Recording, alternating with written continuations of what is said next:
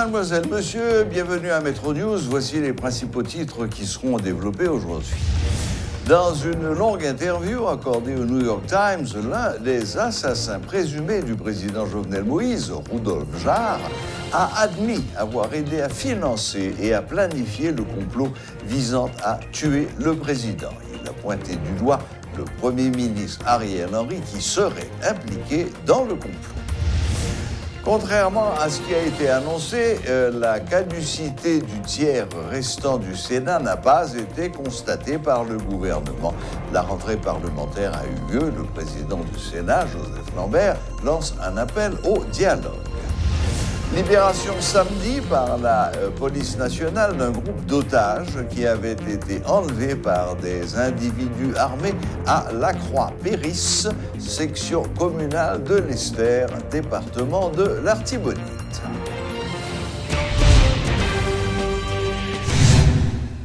Le New York Times dit détenir des évidences que le Premier ministre Ariel Henry entretenait des rapports étroits avec l'un des suspects dans l'assassinat du président Jovenel Moïse.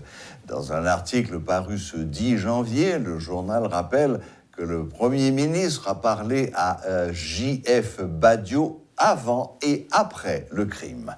Dans une interview réalisée avec Rudolf Jarre avant son arrestation, celui-ci a admis avoir aidé à financer et à planifier le complot. Peu de temps avant l'assassinat, a déclaré M. Jarre, M. Badiou lui avait dit que M. Henry serait un allié utile après le renversement du président.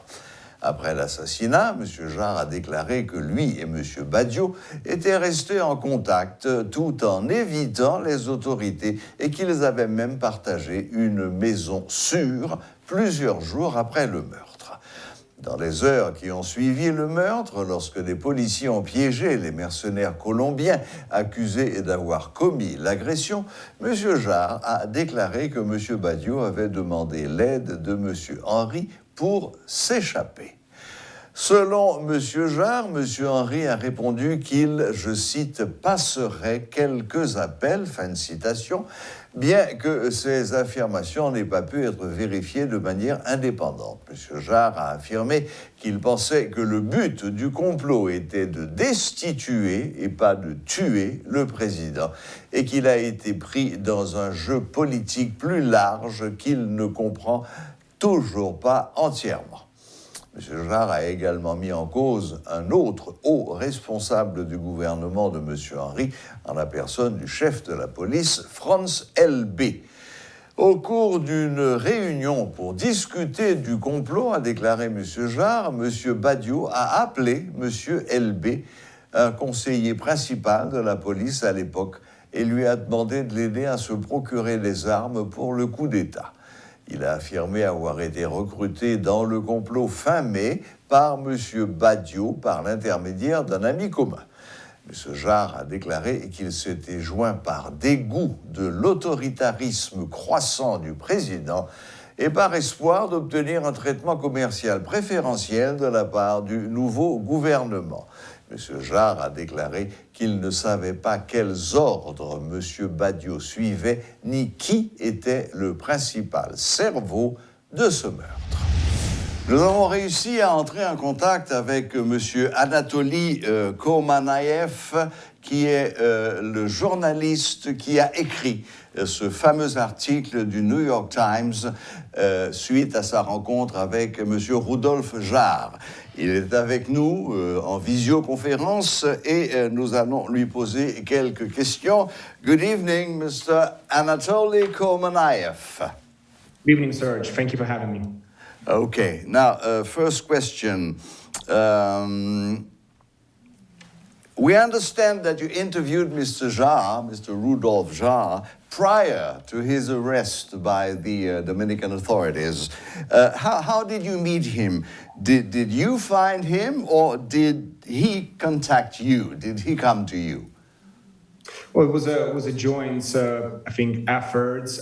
We've been closely following the investigation since the death of President Moïse, and the big unanswered question, of course, was who ultimately ordered his death. There's, as you know, more than 40 people in custody, but none appear to be capable of being the ultimate masterminds. We're continuing to dig, and we wanted to speak to some of the suspects that were still at large. And through some intermediaries, we were able to make contact with Mr. Jar.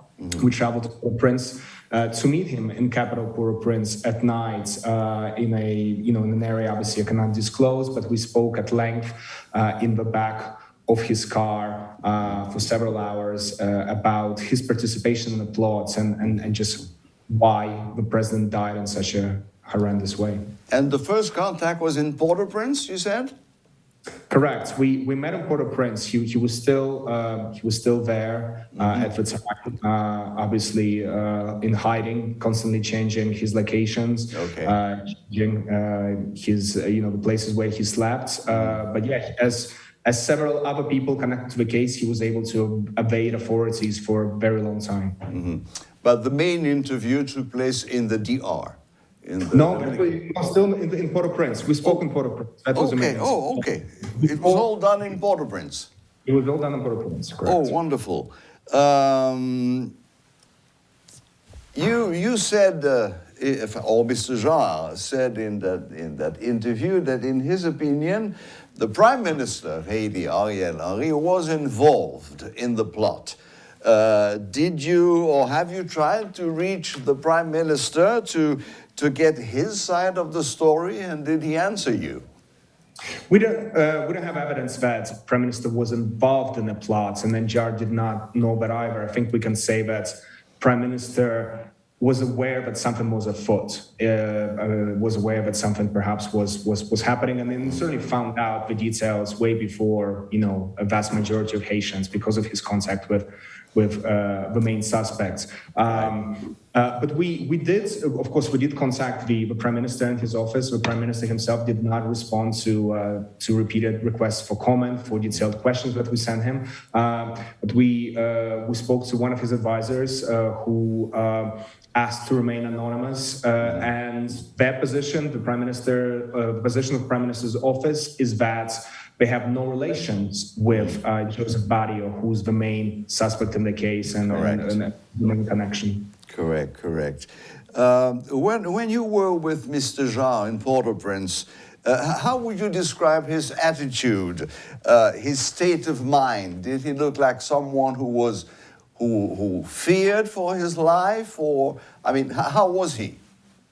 Well, I would say so. I would say so. Obviously, at the time he was already living on the run for several months. He was very scared for his life. He was paranoid, I would say, that there were people who wanted him dead, who prefer him dead. As you know, at least one of the suspects who've been jailed, Dragon, has died in custody, has died from COVID without receiving appropriate health, and yeah, he very much he was in a very agitated state of mind. Okay. Now, why do you think Mr. Jar decided to confess his crimes? Because, this is no ordinary crime. Getting involved in the killing of the president, even though he said that, in his opinion, the plan was to kidnap the president, not to kill him. But then, why do you think, your opinion, that he decided to confess his crimes? Well, in my opinion, I think he obviously realized that he's in a very bad situation. And his defense is that he admitted to participating in the coup, that he helped to provide money, to source guns, and to give a house to the people that attacked the president. But his defense was he was always under the impression that the plan was to arrest Mr. Moïse and install Judge Koch in his place. He was not aware of a murder until it happened, until he received a phone call from one of the Colombian mercenaries saying that the president is dead. I think he decided to speak because he was worried that if he was detained by Haitian police who continued to be after him, his side of the story would never come out. He would be silenced forever, and he would disappear into the jail and perhaps emerge that out of it. So that was his one chance to not rehabilitate himself, because he was obviously guilty of very serious crime, a coup attempt, but he wanted to absolve himself from murder. Correct. Well, that's understandable. And what's the reason for the timing of publishing the article? Is it because Mr. Jean is now under arrest in the Dominican Republic, or do you think that the time is ripe now to give a big push to the investigation? Well, we publish the stories when they're ready, when we think we have all the proof and all the data that makes them stand out on its own. I think the story speaks for itself and is newsworthy. I think it is important for the Haitian public to know the information is in there. The exact, I suppose, timing or the decisions we make of when exactly to publish a story is kind of taken inside the newspaper, and it's an editorial decision. But we published it when we thought the story was ready and we had all the information. Did you have a chance to talk to Mr. Jean after he was arrested? No, he's, as you know, in custody in Dominican Republic. Our understanding is that he's negotiating or talks on the way over his extradition to the United States. And I believe similar, this is my personal opinion, I have not had contact with him directly since his arrest, but my opinion is that many of the suspects who are still on the run, just like Colombian Mario Palacios now in Florida, they prefer a Florida courtroom to a Haitian jail. There is a sense that there will never be justice done in Haiti, that the people who are now currently in jail will not see due process, and they prefer extradition to the United States and to face justice, face the court in the United States, instead of being tried in Haiti, or what amounts to just languishing in jail for many months and perhaps years that are to come without seeing due process. Thank you very much for that interview. This is going to be the buzz of the day, I guess, for us. Thanks again. And of course. And I just want to say from my end that I have a lot of respect for the people who continue to try to do journalism in Haiti under these really atrocious, difficult circumstances. So, my hat comes off to you, and please carry on with your job as well. It's been a pleasure. Thank you ever so much. Thank you. Appreciate that. Bye-bye. Voilà, c'était le journaliste Anatoly Koumanaïev qui est celui qui a sorti pour le New York Times ce long article suite à une interview avec Rudolf Jarre. Tenue ce lundi de la rentrée parlementaire, comme annoncé préalablement par le président du Sénat, Joseph Lambert. La cérémonie s'est déroulée dans la plus grande simplicité, avec comme contenu le seul discours du président du dernier tiers restant. Dans son allocution de circonstance, Joseph Lambert rappelle l'attachement des sénateurs à leur mandat jusqu'à janvier 2023, mais il invite tous les corps du pouvoir au dialogue dans la perspective d'un renouvellement institutionnel en 2022, comme l'avait proclamé antérieurement le Premier ministre Ariel Henry. L'élu du Sud-Est croit que l'année 2022 devrait être une année électorale. Des voix se réclamant de la mouvance démocratique ne se sont pas embarrassées de proposer tout ce qui est contraire aux normes, et elle encourage la révocation du mandat des élus. Cette démarche, qui semble ignorer toute mesure, porte un projet qui consiste à renverser les institutions qui constituent jusqu'ici les principaux acquis de ce régime démocratique que nous peinons à consolider. C'est ainsi que depuis 3 longues années, un banditisme calculé qui paraît progresser dans la zone métropolitaine et qui allait juste dans la province, si matissant suffit lui-même pour compter, pour paralyser 4 départements. Avec un bord dans l'ouest là, nous devons reconnaître que gang yo a opéré dans tout le pays. Et les conséquences sont dévastatrices sur l'économie nationale qui est déjà maigre. Les autorités de l'État ont le devoir d'assumer l'héritage d'une mauvaise gestion selon le grand principe de la continuité qui n'admet pas de séparation entre l'actif et le passif. La revendication principale de la population haïtienne est aujourd'hui la sécurité à rétablir. Ce n'est pas normal. C'est ça que fait journée aujourd'hui. Nous dit, il faut que nous payions l'autre gens. Nous attardons nous trop pour nous goumer comme quoi pour nous aller drap couvrir pieds nous. Nous avons donc le devoir impérieux d'agir maintenant, ensemble, vite et bien. Je suggère humblement, mais fermement, que l'année 2022 soit décrétée année du grand dialogue haïtien. Le titre importe peu, tel qu'il peut varier de la conférence nationale, en passant par les États généraux, jusqu'au dialogue social ou politique. Je crois que notre société est grosse d'événements trop graves et qu'elle ne peut plus faire l'économie de cette rencontre. Il nous faut l'autorité d'un pouvoir de convocation capable d'obtenir la participation responsable et enthousiaste de tous les secteurs de la vie nationale. En tout état de cause, 2022 sera une année électorale. Peut-être on peut commencer, où les passions vont creuser davantage les fossés entre les partis, les plateformes, entre les fils et les filles de la patrie tout court.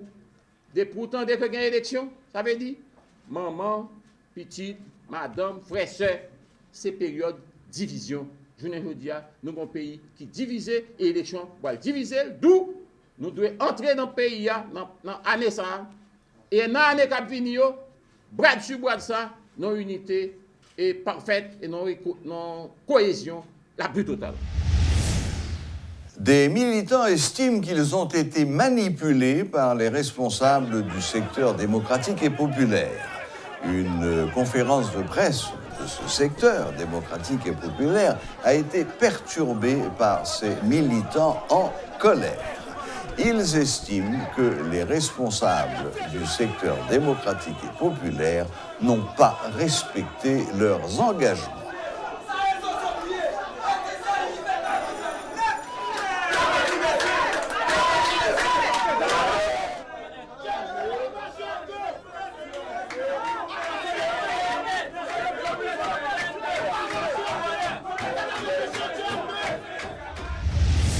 Le silence du gouvernement sur l'enquête parallèle que mènent les États-Unis sur le dossier de l'assassinat du président Jovenel Moïse est un acte de complicité ou d'incompétence, selon Maître Newton Saint-Just. L'avocat estime que la passivité du gouvernement dans cette affaire se révèle plus que suspecte, surtout quand les noms de l'actuel Premier ministre Ariel Henry et de l'ancien directeur général de la police nationale, Léon Charles, sont cités dans le complot sur l'assassinat du chef de l'État.